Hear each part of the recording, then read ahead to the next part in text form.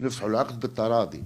انت تقول لي صح يا سيدي نفسح العقد بالتراضي، بصح انا كان نجي نقول لك نفسخوا العقد بالتراضي الظروف تاع العمل ما تسمحليش باش نواصل خدمتي، نولي مش مليح هذا الكلام.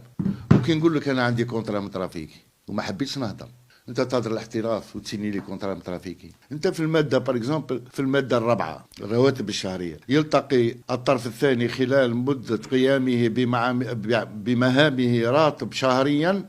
كيفاش يلزم يكون خام، ومن بعد يخضع للاقتطاع الضريبي واشتراك الضمان الاجتماعي، يعني خام ويخضع باش انا نخلص الشيء اللي فهمنا عليه. او غيرها، الخام نحاها لو كونترا تيب تاع لا ليغ ستاتيو دي جوور ما همش دايرين صافي، دايرين خام. هو نحى خام ودار صافي. وانا نهار اللي سينيت هذا العقد بعد 21 يوم من العمل تاعي في الفريق في طرابلس تاع الجزائر. الليله اللي كنا رايحين فيها احنا لتونس، اني رايح الستاج لتونس، جابوا لي في الليل سينيته والله ما شفته، وانا فقت بيه هذه واحد شهر ونص وما حبيتش نهضر.